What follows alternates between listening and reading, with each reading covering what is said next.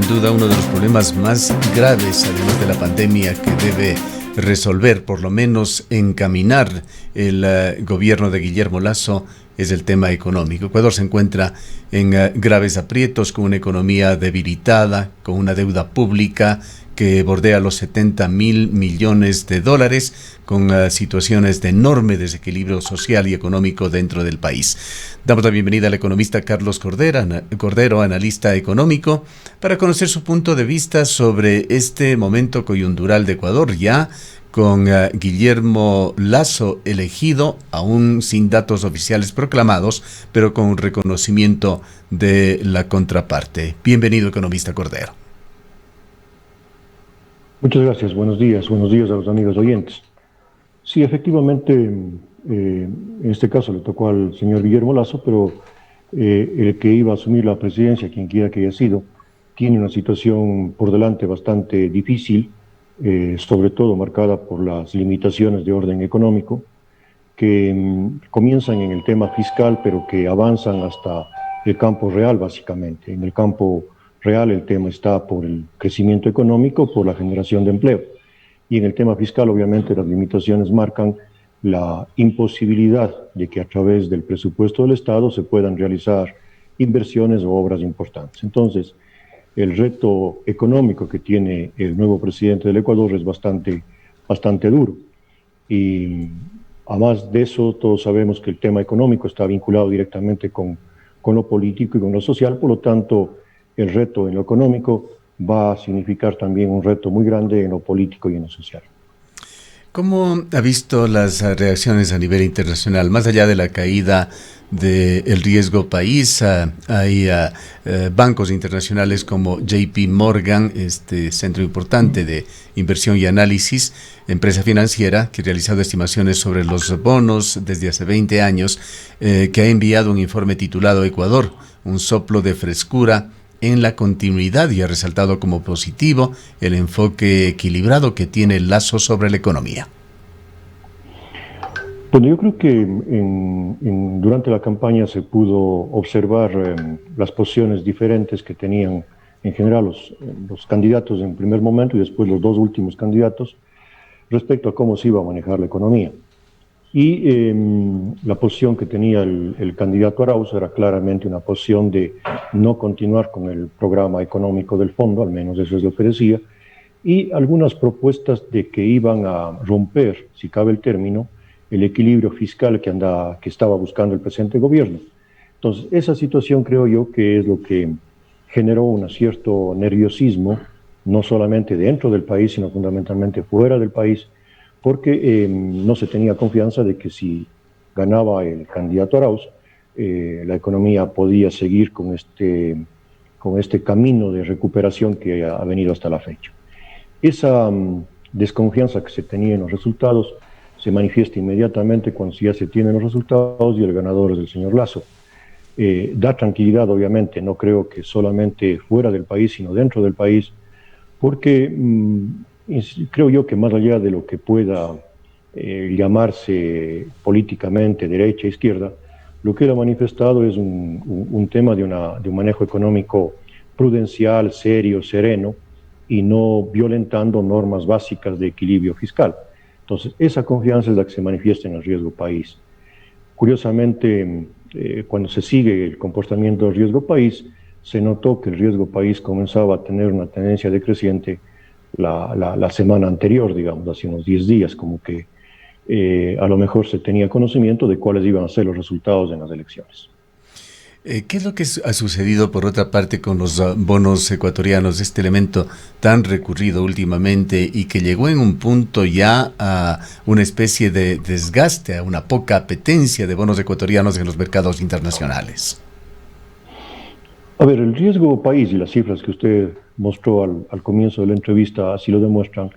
Estaba hasta la semana pasada en alrededor de 1.200 puntos. Eso significa que los inversionistas estaban dispuestos a comprar bonos ecuatorianos si es que el rendimiento de estos bonos era 12 puntos, 12%, por encima del rendimiento de los bonos americanos. Entonces, era un bono apetecido en la medida en que pueda generar un alto rendimiento. ¿Por qué? Porque estaba asociado al riesgo de incumplimiento de pago. La caída que ha tenido el riesgo país en estos 2 días, digamos así, de alrededor de más de 300 puntos, significa que este rato los inversionistas estarían dispuestos a comprar bonos ecuatorianos, todavía con un rendimiento bastante alto, que estaría por encima del 8%, pero obviamente se ha reducido significativamente con el anterior. Entonces, la confianza en los mercados internacionales que da la ganancia del presidente, del señor Lasso, significa que los bonos ecuatorianos pueden ser colocados con tasas de interés un poco más bajas que las que estaban anteriormente. Esperemos que este riesgo país vaya disminuyendo conforme se vayan dando las actuaciones del nuevo gobierno, y eso va a significar que, o va a abrir las posibilidades de que el gobierno pueda colocar deuda en condiciones más económicas, y también que las referencias para préstamos extranjeros al sector privado ecuatoriano se den en mejores condiciones. El ineludible destino de Ecuador es seguir endeudándose. Hemos escuchado al ministro Pozo, quien ha hablado de necesidades de financiamiento que se acercan a los 9.000 millones de dólares en este año, y hasta el momento no se había conseguido ni un 10% de estas cifras, a la espera de aproximadamente otros 500 millones que debían venir desde el Fondo Monetario Internacional. Ahora, el día de ayer, ya este organismo, el Fondo Monetario, también el Banco Mundial, al tiempo de felicitar a Guillermo Lasso, han ratificado un apoyo financiero al país. ¿Vendrá más deuda? Sí, y va a venir más deuda. La diferencia de la nueva deuda que va a venir, al menos si se respeta lo que está planteado en el programa económico que el Ecuador presentó al Fondo Monetario, es, si cabe el término, una deuda programada. No es una deuda nacida de necesidades urgentes o de situaciones de última hora, sino es una deuda programada. Está así planteado el programa económico, un financiamiento en los próximos 2 años, pero que paulatinamente se irá reduciendo, se irá eliminando, y confiando en que el Ecuador tenga la suficiente capacidad para ir generando los recursos que permitan pagar esa deuda y dejar de contraer nueva. Y esto pasa fundamentalmente porque se tiene que seguir ordenando las finanzas públicas, en el sentido de que hay que ir ajustando el presupuesto permanentemente a los reales niveles de ingreso y no seguir viviendo de un déficit crónico que se traduce en una deuda crónica. ¿Llegará el momento, cree usted, que está dentro de las posibilidades de que en el marco del gobierno de Lasso, que son solamente 4 años, 4 años es poco tiempo para cambiar a un país, ya lo vimos lo que pasó en Argentina con Macri, dicho sea de paso, de que el gobierno de Lasso efectivamente pueda cambiar este país, pueda cambiar sus estructuras, quizá con otro tipo de matriz productiva, pueda incentivar el empleo, tener a menos ecuatorianos en el subempleo y el desempleo, y empezar el país a dejar de vivir, de llevar adelante su día a día solamente en base a financiamientos internacionales? Bueno, eso esperamos, y lo que sí hay que tener claro es de que el gobierno, para que tenga éxito en los 4 años y pueda realizar los cambios y pueda enrumbar al país, está claro que no puede implementar un gobierno plenamente de shock, digamos así. Tiene que ser ajustes graduales. Económicamente el Ecuador no está para un gobierno de manos abiertas o de populismo, pero el Ecuador socialmente, políticamente, tampoco está para un manejo económico de shock o digamos así, de ultraderecha. Todo lo contrario, en el manejo económico del Ecuador tiene que ser un manejo ideológicamente o políticamente ubicado, yo diría, del centro hacia la izquierda. Un manejo económico que equilibre las demandas sociales con las urgencias económicas. Si es que el gobierno va por ese camino, paulatinamente dará señales de recuperación. No ir por ese camino, ir o a la extrema derecha o a la extrema izquierda, sería violentar los procesos, y ahí sí el Ecuador, creo yo, que no tendría salida. Creo que el éxito del nuevo gobierno será mantenerse estrictamente en un centro, tanto económico como social y político, porque la situación del Ecuador así lo exige. O sea, no hay espacio para posiciones extremas, sino, insisto, creo yo que la posición correcta debería ser del centro hacia la izquierda. ¿En qué medida, economista Cordero, dependerá esta eventual recuperación del país de un manejo más adecuado de la pandemia? La pandemia obviamente está limitando la actividad económica en general, o sea, hay muchas actividades económicas y aquí somos testigos, por ejemplo, de todo lo que tiene que ver con la actividad vinculada con el turismo, tanto interno como externo, está limitada con la pandemia. En la medida en que la pandemia se vaya solucionando, en la medida en que se vaya ganando confianza con la vacunación y se puedan ir retomando ese tipo de actividades o esas actividades que están limitadas por el temor que se tiene al contagio, la recuperación económica se vendrá dando. Entonces, lo uno, indudablemente, la salida de la pandemia, la vacunación, la recuperación de confianza en no contagiarse, será el puntal indispensable para la recuperación económica. ¿Habrán medidas urgentes que deberá tomar el gobierno de Lasso? ¿Por dónde ve usted que se perfila esto? Entre otras cosas, hay muchísima gente que se quedó sin trabajo. Otros ecuatorianos continúan trabajando con estas figuras de jornada reducida y de hecho también de recortes en sus sueldos. A propósito, recién conocimos que la Universidad de la SUAY, de la cual usted fue rector, anunció ya el retorno a sus profesores y colaboradores a los sueldos anteriores. ¿Debería esta ser una de las medidas para ir aliviando un poco a los ecuatorianos que han sufrido tanto por la pandemia? De hecho, esto es algo puntual y marginal. Habrá muchas otras medidas que tendrá que tomar el gobierno entre sus primeras decisiones. Bueno, yo creo que la primera decisión económica que debe tomar el gobierno no son decisiones más bien puntuales, sino más bien tendría que anunciar claramente cuál va a ser el plan económico que va a implementar. Porque en la campaña, obviamente, debe ser por el calor de la campaña, por la no seguridad de que se va a ganar, lo que se han hecho son una serie de ofrecimientos o de promesas muy puntuales, muy concretas, que a veces incluso pueden pasarle factura con el ejercicio del poder. Entonces, el sueldo básico de $500 es un hecho que tendrá que darse, por ejemplo. Claro, pero por ejemplo, ahí habría que ver cómo se interpreta, si el sueldo básico de $500 se sube mañana o se sube durante el periodo.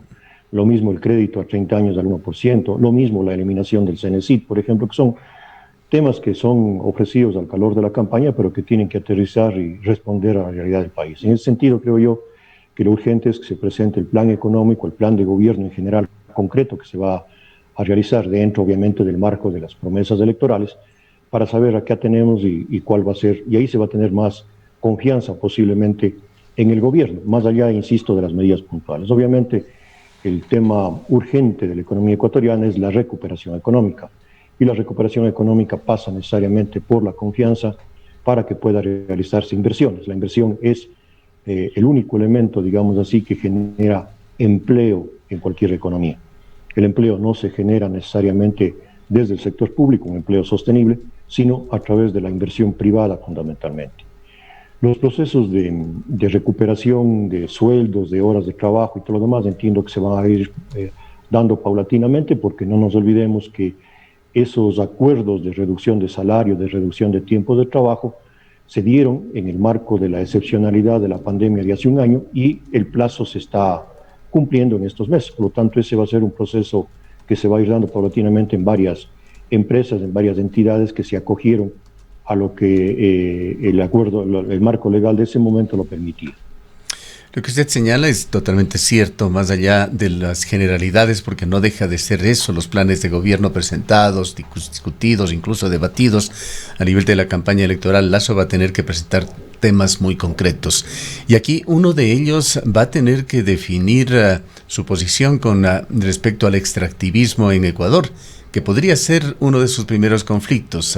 Hemos dialogado en estos días con miembros de un bloque importante que está configurándose en la Asamblea con Izquierda Democrática, Pachacuti y otros legisladores denominados independientes, y ellos, como primer punto en una serie de políticas que han definido, ha sido el de luchar contra el extractivismo, el de ir generando políticas y posiblemente legislación para que Ecuador salga de esa dependencia directa de petróleo y de la minería a la cual apostaron varios de los candidatos a la presidencia de la República. El señor Guillermo Lasso, esta es una percepción un poco personal de lo que hemos visto, leído, escuchado, ha dejado entrever una posible desregularización más bien de estas actividades, mayor flexibilidad, más allá de compromisos que ha hecho con respecto a la minería a cielo abierto, o ha hablado también de determinadas cotas por encima de las cuales no se permitiría la minería? ¿Cómo mira usted este tema?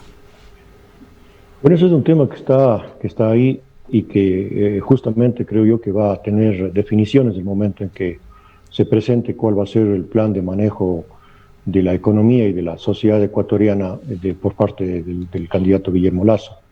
Es decir, el tema del extractivismo, el tema de cómo se va a manejar la minería, el tema de cómo se va a manejar el petróleo, etcétera, estarán o deben estar dentro de ese plan de gobierno. Y ahí se tomarán seguramente las definiciones que el candidato, que el presidente electo Lasso va a imprimir en su mandato.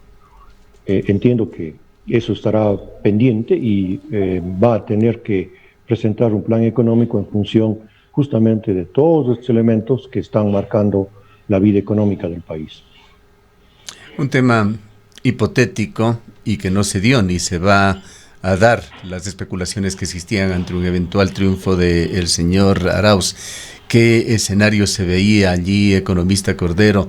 Eran recurrentes las preguntas que se hacían entre los ciudadanos si deberían o no mantener sus depósitos bancarios, por ejemplo.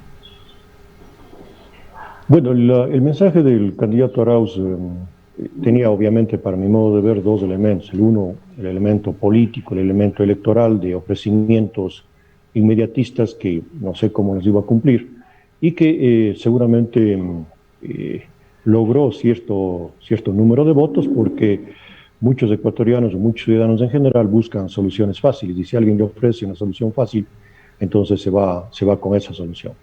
Pero ya en el tema técnico, en el tema económico, formal, la preocupación era grande, porque estos ofrecimientos, y no solamente ofrecimientos, sino esas declaraciones, esas afirmaciones, muchas de las afirmaciones, demostraban o que existía un desconocimiento, o que existe un desconocimiento de cómo es la economía ecuatoriana en estos momentos, luego de la dolarización, o existía una forma torcida de ver la economía para adecuarla a sus promesas electorales. Por lo tanto, personalmente creo yo, en caso de que el candidato Arauz hubiera ganado, la situación de incertidumbre hubiera sido bastante grande, porque no se sabía cómo iba a hacerlo para poder cumplir con sus promesas, y sobre todo qué manejo iba a hacer de la economía bajo esa visión diferente, creo yo, equivocada, de interpretar la realidad económica ecuatoriana que tenía.